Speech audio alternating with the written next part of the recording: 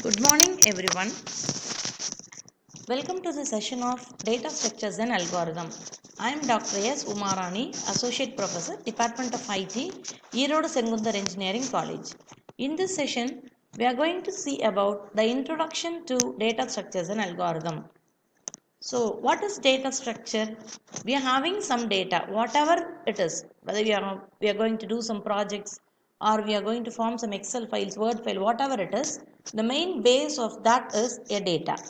You want to organize or provide a structure to that data we are having. So, this is called as a data structure. Here, we want to see the definition of data structure. A data structure is the way of organizing the data element that you are going to store in a computer.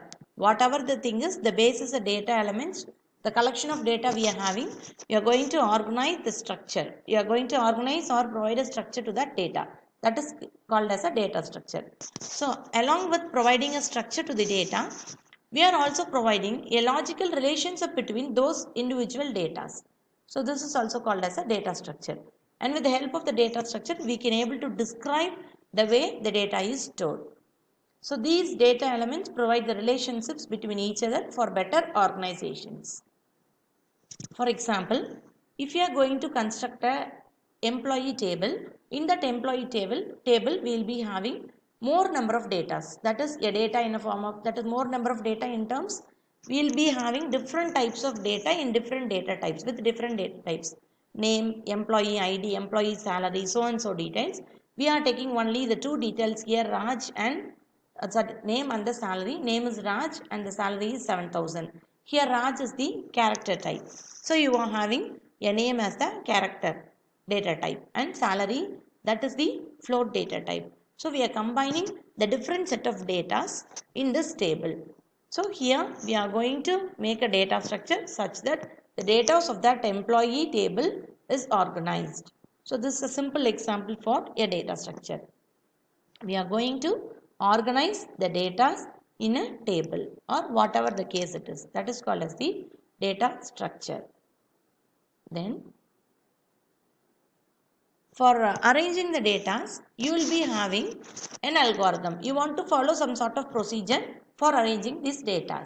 So that is called as an algorithm. An algorithm is basically a step-by-step procedure that is to be followed for arranging the data so that a desired output will be produced. So there is a problem.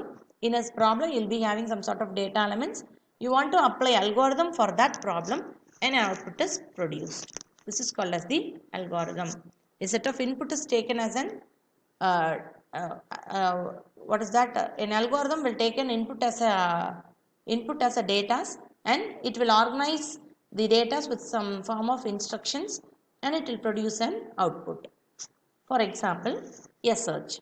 Search is a concept that you are going to search a particular data into the program, into the data element you are having. For that, you want to apply a small algorithm, that is some sort of instruction or procedure that is to be followed so that a search can be done. In the same way, for sorting, inserting, updating and deleting, you will be having some algorithms, that is some set of instruction is to be followed to perform these tasks. So what is the use of DSA? Why we are learning data structures and algorithms? So when we perform data structure, the data search speed will be improved and we can have different number of requests to the particular site so that all the requests can be processed with the help of this data structure and output will be produced at the earlier stage. And the data structure requires space and the time. So for arranging the data and storing that in a computer, this requires space and the time. Space for storing the data element and the time to perform some specific operations in the data. Okay. So this is called as the data structure requirement. Space requirement and time requirement. So to perform a particular program, it requires space complexity and time complexity. So for each and every algorithm, you want to calculate the space complexity of an algorithm and the time complexity of an algorithm. These are the types, or you can say it is a classification of data structure. Basically, a data structure is of two types. One is primitive data structure and another one is non-primitive data structure. Primitive data structure is a generalized data structure where how the data elements are organized. Either it is in a form of what are the data elements we are having. Either we are having integer data, real data, character data, pointer or logical data. What types of data we are having. So how we are classifying that data. So 1, 2, 3, these are the numbers, and these data are organized under a form of integer data types in such a way. For example, A, B, C, these are the characters. All these characters are organized in a form of character data type. So this is a primitive data structures. So when we use some pointers, all those pointers are taken and it is categorized under a pointer primitive data structures. So in this way you want to classify the data. And another one is non-primitive. Non-primitive data structure is how those are organized. Either it is organized in a sequential manner or it is in a non-sequential manner. So in such way you are categorizing the non-primitive data structure as linear data structure or non-linear data structure. An example of linear data structure is linear list, stack and queue, and for non-linear, tree and graph is an example. And this is primitive data structure. So this primitive data structure directly operate upon the machine instructions. That is how the data is declared. Either it is in a form of int. It is declared in form of int followed by the variables a, b, c. So you are declaring a as an integer variable. Int b, you are declaring b as an integer variable. So you want to collect all the integer data present in the data elements, and you want to organize all the elements under a integer format. So these are the different representations of a computer. That is, a computer will take the data elements either in a form of integer, float, character, or in a string constant, or at a pointer value. So in these format, you want to categorize the data. So this is a primitive data structure, that is organizing the data based upon the direct operation of machine instructions. This is primitive data structure. And second one is non-primitive data structure. And this non-primitive is a derived part of a primitive data structure, and it will organize or categorize the data in terms of its relationships. Relationship between the integer data, string data, character data, pointer data. In such a way, we are categorizing the data. Here you are going to provide a relationship between each and every data elements. The primitive data structure will be in a form of array, list or files. Whatever it is, it will be in a form of either this case and the linear data structure. And this linear data structure, when the elements are organized in a form of sequential manner, you will be calling this as the linear data structure. And you take an example, array, stack, queue and linked list are the linear data structure where all the elements in these are arranged in a form of sequential manner, one by one. In array, we will be taking only the same data type elements. If you are taking integer data types, all the elements organized in an array will be in a form of integer data type. Here 2, 1, 5, 3, 4, all these elements are of integer data types elements, or you can take a character data types elements. You cannot able to mix the different data types element in case of array. And another term in array is the memory of each and every element will be arranged in a continuous manner. This is an array. So always the array index starts with 0 and end with the last position minus 1. For example, if you are taking the size as 5, it will start from 0 to 5 minus 1, 4. This is array. This is how the array elements are arranged. And stack, the stack is arranged in a form of, this is also a linear manner where all the elements are arranged in a sequential format. In stack, it will follow last in, first out principle. So, 1 is inserted first, second is inserted second, and 3 is inserted third, and fourth, so and so will be inserting. The element which is inserted at the last will be deleted first. So, that is the case which is followed in LIFO principle. And next is queue. Queue is also a linear data structure where it will follow FIFO principle, first in, first out. Here you are inserting the elements. First element is 3 and the second element is 1 and the third element is 2. So here you are going to insert all the elements and the removal or deletion will be done at this end.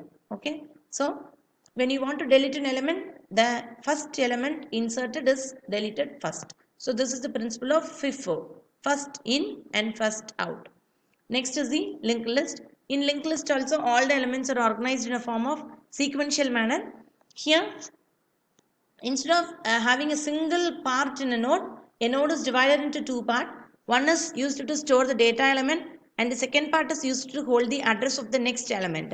Here also each and every element is sequentially linked so that it is called as a linear data structure. So in a linked list, a node is separated into two parts. The first node is denoted by using the head, and the last node, the second part is always marked as null because it does not have any subsequent nodes. This is the linear data structure and non-linear data structure. So non-linear data structure, instead of arranging all the data elements in a sequential manner, it forms a hierarchical classification. Hierarchical classification is done where the data items appear at various levels. Tree and graph are the examples of this non-linear data structure. In graph, each and every node has vertex. Each and every node is a vertex. Here this is a node. 0, 3, 2, 1 and 4. All the elements are organized in a form of node basis. 0 is a node, 3 is a node, 2 is a node, 1 is a node and 4 is a node. All the nodes are called as the vertex. And the connection between each and every node is called as the edges. So a graph is the combination of nodes and edges. This is called as a graph.